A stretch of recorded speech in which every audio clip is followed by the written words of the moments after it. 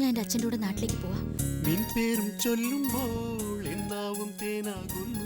പോകല്ലേ പോകല്ലേ എല്ലാം പറഞ്ഞു. നിൻ കൈകൾ തൊട്ടപ്പോൾ നീ എന്ത് പറഞ്ഞു? വയലെല്ലാം പൂ പൂക്കുന്നു. നീ വായോ നീ വായോ.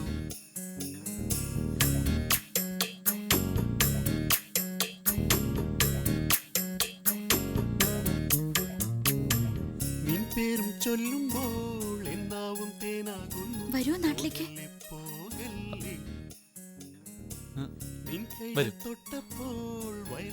അമ്മയെ ഡിസ്ചാർജ് ചെയ്ത് കഴിഞ്ഞാൽ കൂടെ ഞാനും വരും.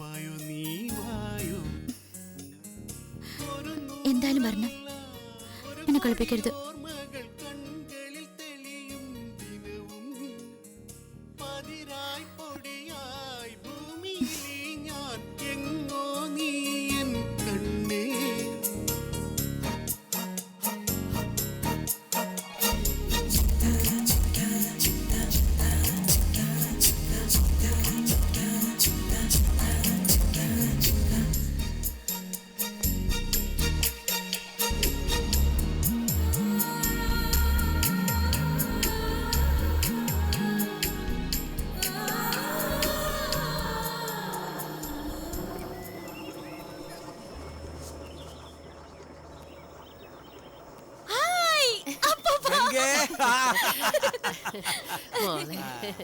എന്തോരം നാളായി നീ എന്റെ കണ്ണിൽ എപ്പോഴും ഉണ്ട്. എന്റെ മോളങ്ങ് വാടിപ്പോയല്ലോ. എഞ്ചിനീയർ പഠിത്തം നിന്നെ ഓട്ടിച്ചു. മഹാലക്ഷ്മിയെ പോലെ ഇരിക്കട്ടെ എന്റെ കുട്ടി.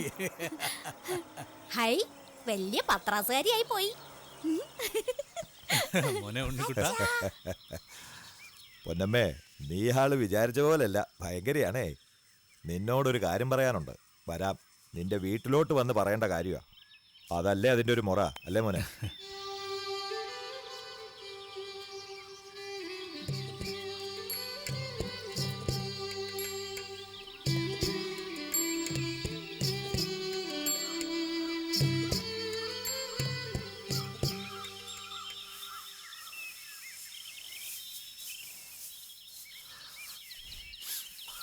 എല്ലാം നല്ലതിന് വേണ്ടിയാ ചെയ്യുന്നത്.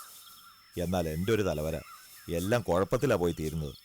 വലിയ മനുഷ്യനാണല്ലോ എൻ്റെ മുതലാളി എന്നോർത്ത് നിന്നോട് ചോദിക്കാതെ പോയി ബന്ധം ആലോചിച്ചു. അത് കോടതിയും കേസും വെട്ടും കുത്തും ഒക്കെ ആയിപ്പോയി. സ്വന്തക്കാരനെ കൊണ്ട് കെട്ടിച്ചാലോ എന്ന് വിചാരിച്ച് മരുമോനോട് ചോദിച്ചു എൻ്റെ മോളെ കല്യാണം കഴിച്ച് തരട്ടെ എന്ന്. അവൻ മറ്റൊരു പെണ്ണിനെ കണ്ടുവെച്ച് പോയെന്ന്. നിന്നോട് ചോദിക്കാതെ ഞാൻ തന്നെ ഓരോന്ന് ചെയ്തു പോയി. അതിൻ്റെ ശിക്ഷയാ മോളൂ. ആദ്യം പറഞ്ഞു ശരിയായിരുന്നു. ഗംഗേ, എന്താ പറഞ്ഞ? ഒന്നും പറഞ്ഞില്ല. പറഞ്ഞു. ഇല്ല. നീ എന്തോ പറയാൻ വന്നതാ. ആദ്യം പറഞ്ഞ് ശരിയായിരുന്നോ അങ്ങനെ എന്തോ. അത് അച്ഛൻ ആദ്യം നോക്കിയ ബന്ധം തന്നെ നടന്നിരുന്നെങ്കിൽ നന്നായിരുന്നു എന്നാ പറഞ്ഞേ. ഞാൻ ആലോചിക്കാതെ വേണ്ട വേണ്ടെന്ന് പറഞ്ഞ് എൻ്റെ കയ്യിൽ തെറ്റുണ്ട്. ആ പയ്യനെ നിനക്ക് ഇഷ്ടമല്ലേ?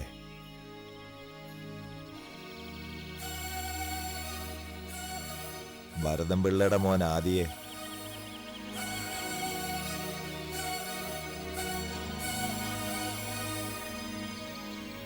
നീ ഇത് മുമ്പേ എന്നോട് പറയാഞ്ഞ എന്താ മോളെ? പറ, എന്താ പറയാഞ്ഞ്? പറമോളൂ. ഇഷ്ടമാന്ന് പറ. ഇപ്പൊ തന്നെ ഞാൻ ഭരതൻ പിള്ളയുടെ വീട്ടിൽ പോയി അവന്റെ കാല് പിടിക്കാം. എന്റെ മോൾ ആവശ്യപ്പെട്ട അവിടെ അച്ഛൻ നടത്തി കൊടുക്കണ്ടേ വേണ്ടേ? അതിന് പറ്റിയില്ലെങ്കിൽ അച്ഛനാന്ന് പറഞ്ഞ് ഞാൻ എന്തിനായിരിക്കുന്നത്? പറമോളൂ, ഞാൻ എന്ത് ചെയ്യണം? ഭരതൻ പിള്ളയുടെ കാല് പിടിക്കട്ടെ, അല്ലെങ്കിൽ കൊല്ലുമെന്ന് പറഞ്ഞ് വരട്ടെ? പറമോളൂ നീ. ഒന്നും വേണ്ടച്ചാ. അത് ചോദിച്ചതിന്റെ മറുപടി അല്ലല്ലോ. എൻ്റെ അച്ഛന് ഞാൻ ചോറ് വിളമ്പാൻ പോവാ. വേറെ മറുപടി ഒന്നും വേണ്ട ഇപ്പോ.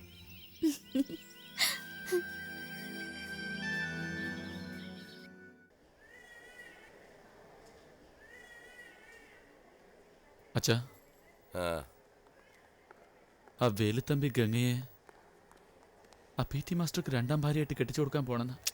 അവൻ പി ടി മാസ്റ്റർക്കോ ബാൻഡ് മാസ്റ്റർക്കോ കൊടുക്കട്ടെ, നമുക്കെന്താടേ?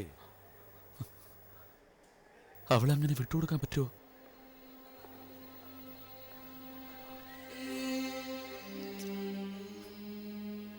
എനിക്ക് ഗംഗയെ ഇഷ്ടമാ. ഗംഗയെ ഇഷ്ടമാണെന്നോ?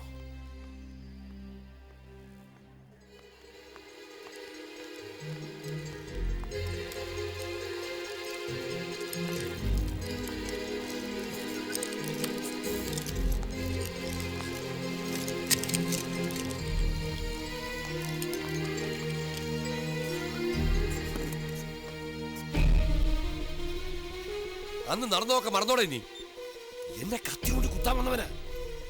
സ്വാമിയൊന്നും തടഞ്ഞില്ലായിരുന്നെങ്കിൽ നിന്റെ അമ്മ അന്ന് വിധവയായി കാണും. നീ അനാഥ പയ്യനായി ജീവിച്ചേനെ. ഇതൊക്കെ ഓർത്തിട്ടാണോ പറയണേ? ഇല്ലച്ച, ആ വഴക്ക് തുടങ്ങി വെച്ചത് തന്നെ നമ്മളല്ലേ. ഈ വേലു ആരാ? എന്റെ കൈ കൊണ്ട് ഭിക്ഷ വാങ്ങിച്ചവനാ. അവന്റെ മുമ്പിൽ പോയി പെണ്ണ് താന്ന് ഞാൻ ഭിക്ഷ ചോദിക്കണമെന്നാ? അച്ഛനും ഈ ദുരഭിമാനമാണോ വലുത്, അതോ എന്റെ ജീവിതമാണോ? അഭിമാനമാടേ, മറ്റൊന്നും എനിക്ക് പ്രശ്നമല്ല.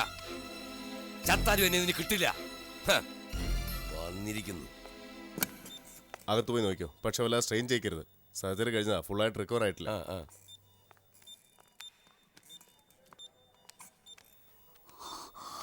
എന്തായിരുന്നു അപ്പനും മോനും വെളിയില്?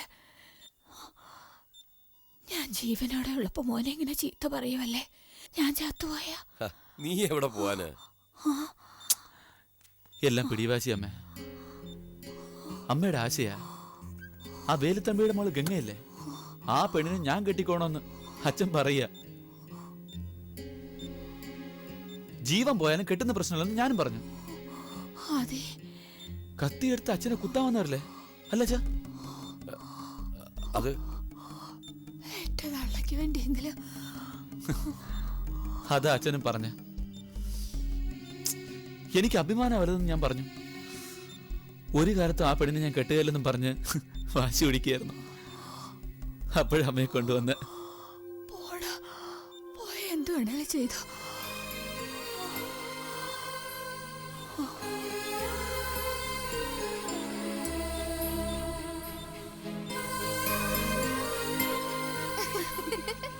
മൂന്ന് മഹാറാണിമാരും കൂടെ എങ്ങോട്ടാ? ഉഗാണ്ടയിലോട്ടാ. വരുന്നുണ്ടോ? ചോദിച്ച കേട്ടില്ലടി. എങ്ങോട്ടാ ചേച്ചി, ആ നെല്ലൂര് കാര്യയുടെ നല്ലത് നാല് പറ. ഒരു കിളവൻ അമ്മാവനും കിളവി അമ്മായിയും പട്ടണത്തിൽ നിന്ന് വരുവാ. കാണണ്ടോ ഒരു വന്നോ?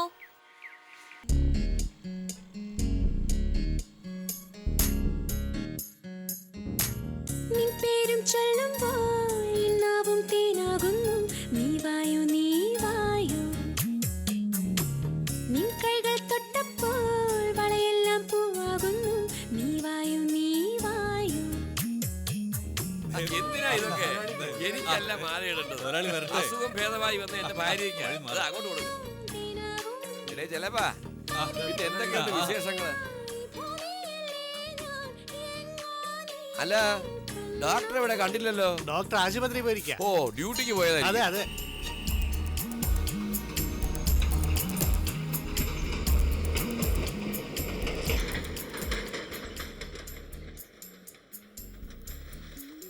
അമ്മായി, ആദിച്ചേട്ടൻ വന്നില്ലല്ലേ? അവനെങ്ങും വരികയില്ല. അവനും അവന്റെ അപ്പനും തമ്മിൽ വലിയ ബഹളം നടന്നു മോളെ. എല്ലാം നിന്റെ കാര്യം പറഞ്ഞ. അവന്റെ അപ്പൻ എത്ര പ്രാവശ്യം പറഞ്ഞെന്നോ നിന്നുപോയ കല്യാണം നടത്താന്ന്. ഒരു രക്ഷയില്ല. നിങ്ങൾ വേണേ അഭിമാനം വിറ്റ് തിന്നോ, എന്നെ കൊണ്ട് വയ്യ. ഞാനൊരു തീരുമാനം എടുത്തതാന്ന് തീർത്തു പറഞ്ഞു. കല്യാണക്കാര്യത്തിൽ നിർബന്ധിക്കരുതെന്ന്. അങ്ങനെ നിർബന്ധിക്കുകയാണെങ്കിലും നമ്മളെല്ലാം അവനെ മറന്നേക്കണമെന്ന്